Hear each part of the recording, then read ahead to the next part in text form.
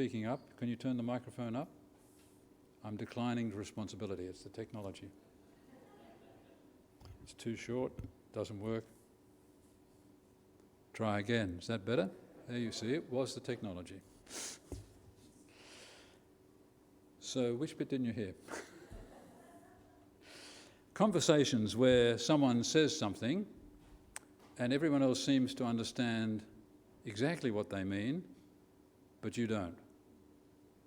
Is it because, and you feel like there's something going on here I don't quite get, is it because everyone else in the conversation knows a piece of information that they share with the speaker that you don't know? Could be. Is it because you weren't paying attention? Your thoughts had wandered off somewhere and you didn't really hear that vital sentence? Is it because what was being said was somehow oddly shaped and expressed, and it seemed to reflect thoughts and ways of thinking which you didn't immediately engage with, but everyone else seemed to be able to get it? It's often disturbing. Happens to me often. And this is a technology sermon. And it's a puzzle. Well, now, Peter had that problem, Simon Peter. Let me put it another way. If I was lecturing in a university a long time, and sometimes you'd have in a class someone, a really enthusiastic, bright student who simply didn't get a point that you were making in a sermon, in a lecture, but everyone else did, or at least they said they did. So you puzzled about it, and you had to talk with him and find out. And it was a challenge for a lecturer because you then had to go and figure out what's going on in this person's mind, how are they thinking, how do you relate to what I want to say to them, and so on and so forth. So you spent a lot of time getting into the mind of the student, trying to explain how this whole way of thinking works, and then explaining it. Peter is like the enthusiastic student. He was always keen. He was listed as the first of the disciples in the gospel narratives. He's always first to speak, often not quite correctly. He, for example, when Jesus says that he's going to Jerusalem to suffer and be crucified, he corrects him. Not right. And Jesus rebukes him by saying, "Get behind me, Satan." And I never said that to a student. Get behind me, Satan. You are thinking not in divine ways, but in the ways of this world. So there's an example of that kind of different way of thinking that caused Peter's problem. He couldn't get on the right wavelength. And Peter here in the Transfiguration story is in exactly that situation. They go up onto the mountain. There is two people, Moses and Elijah there, the ultimate, so to speak, prophets of the Old Testament.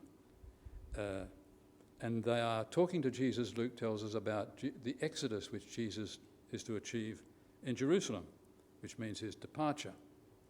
But it's an interesting word because it is the word which described the foundational event which created the nation of Israel, the Exodus. And maybe Jesus' death is something like that. Something extraordinary is being created by Jesus' death in Jerusalem. So Peter says, no, I'm interested in the light. The light is really stunning, and I think it's good to be here. I will build 3 dwellings to make it permanent. Well, he just did not get what was involved in the Transfiguration. The Transfiguration really was like a cameo in the middle of Jesus' teaching about what he was going to do. And beforehand and after, he is teaching the disciples that he will be going to Jerusalem, where he will suffer and die and be raised. And the disciples don't understand it, and that's the bit that Peter contradicts. And then you have the Transfiguration, and then later on, just afterwards, the disciples indicate that they've all understood this thing about suffering and patience and being humble, because an argument developed amongst them as to who was going to be the greatest. which absolutely showed that they didn't understand what the Transfiguration was either, or was about. The Transfiguration is a little short advert, so to speak, in the story of Jesus' disciplined vocation of suffering and death. And it's a way of confirming, in a kind of otherworldly vision, the real meaning of Jesus' life and death in the here and now. It's difficult to kind of think in those terms. Peter's reaction is to focus on the wrong thing.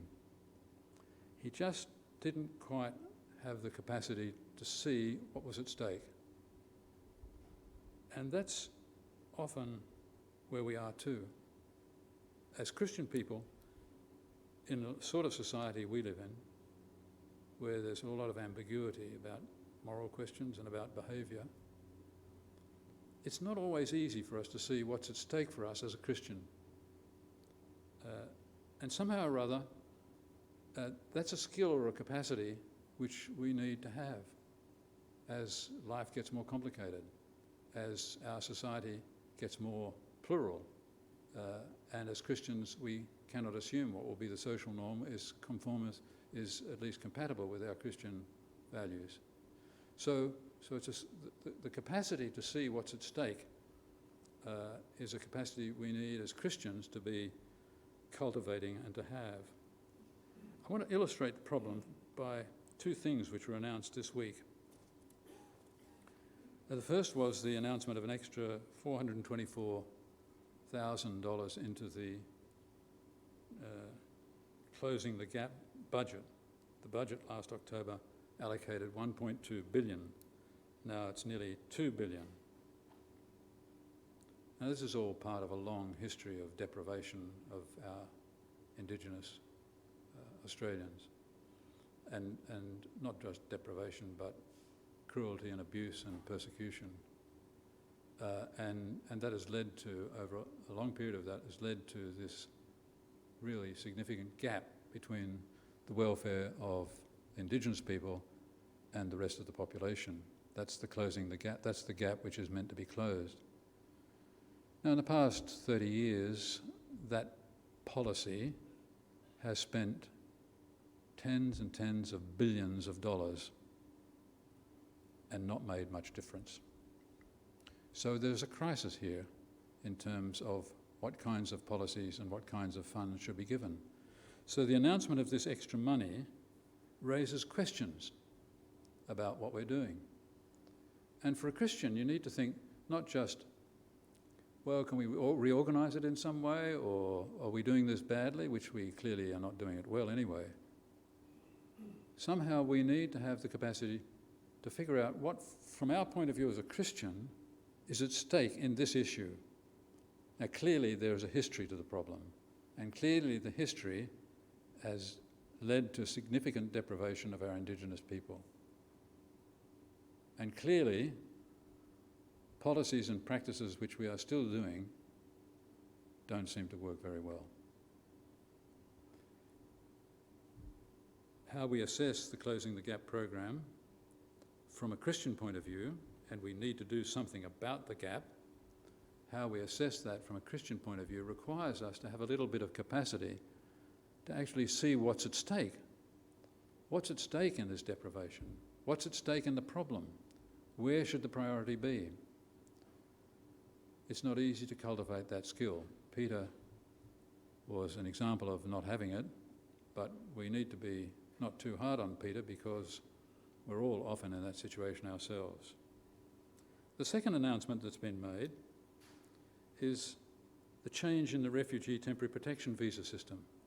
20,000 people who have been existing in Australia without privileges or benefits, struggling to stay alive, who have been on temporary protection visas, now will be able to apply for citizenship and eventually be able to participate in the family reunion scheme and bring their families stuck in places like Pakistan and elsewhere in refugee camps to Australia. This, of course, is the end bit of the strong border protection policy, which was introduced a long time ago and which both sides of our parliament have supported hitherto. This is a significant change. So the question, it seems to me, is, so the bipartisan support of the strong border protection and the temporary visa program did stop the boats coming. Do I, as a Christian, think that was a good thing or a bad thing? Do I think the way in which the policy was administered, and bear in mind the way the policy was administered was that it would say to people who were going to come in a boat, listen, if you come, you'll be put in unlimited, inhumane detention.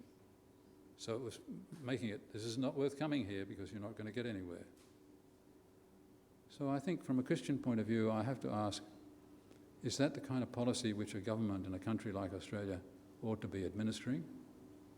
Is it right to support a perhaps reasonable goal of uncontrolled immigration by a policy which involves for some people such inhumane conditions?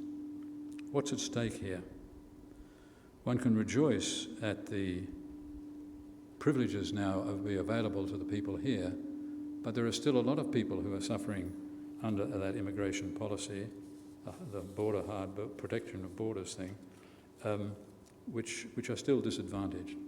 Seeing what's at stake for a Christian and how we react to that in our public life is not straightforward, and we need to have some skills of being able to feel our way into a question, to be able to sense what the thought structure is, to sense what the thinking is, to sense how one can do that, whatever you have to do, in the light of our Christian faith and values.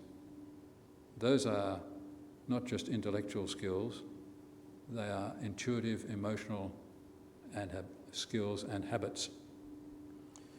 There's a third thing which wasn't announced but is on our minds, namely the coming referendum on a voice to Parliament. There's a lot of information out there, and it's all very accessible, and I think I've read 5 books on it, and a lot of stuff. But it boils down to whether or not we think Indigenous people in this country should have a secure voice to Parliament about the things that concern them. And you may say, well, no, hang on a minute. What about the people who came from India or recent refugees or immigrants, the non-Anglo-Saxon immigrants? And that's a very important question. Why are they special? And if they're not special, how would you justify such a policy? And it seems to me, if we want to ask what is at stake, one element of that is what is special about the Indigenous people. And I think you only have to read a little bit of the history of this country, at least in its current availability to us, to see that they are quite a unique case. So the question then becomes, how will it work and all of those sorts of things. So I think here it's not straightforward, and as Christians we need to have the capacity to see what's at stake, and that means being able to think and feel and work our way into the issues at stake. The Transfiguration, I think, draws our attention to how we see things. Peter is the class example. But as Christian people, we need, I think, to move beyond the blindness of the young Peter and frame our minds according to the perceptions and according to the character of God revealed in Christ, his suffering and his death. When Paul wrote to the Philippians, he said, "This is my prayer, that your love may overflow more and more with knowledge and full insight to help you to determine what is best." With knowledge and full insight to help you to determine what is at best. In my terms, so that you can see what's at stake in a question. So that in the day of Christ, you may be pure and blameless. Knowledge and full understanding is not just knowing a lot of stuff, a lot of intellectual stuff. It is understanding. It's having habits of thought and action. having instincts which have been shaped by the character of Christ and the values of his faith, by sentiments and ways of thinking that move us to respond intuitively to live in ways that are Christian. When we are faced with moral questions in our lives, we don't have the opportunity to consult a calculator and make some kind of judgment. We often have to answer immediately. And we do that out of the instincts or intuitions that we have shaped in our lives and in our attitudes. The takeaway from the Transfiguration, therefore, in my view, is if we are to perceive what is truly at stake in our public lives as Christian people and to know how to act, we need to be shaping our thinking and sentiments so that we can see what is at stake. These are habits that we need to be cultivating and renewing. Paul's prayer for the Philippians was for a growth in knowledge and full insight, a capacity to see what was at stake, so that they were able to identify what is a Christian way to live. It's a prayer we might use for ourselves and our parish to enable us to be equipped and shaped and live so that we live truly Christian lives in what in Australia are truly significant times. Amen.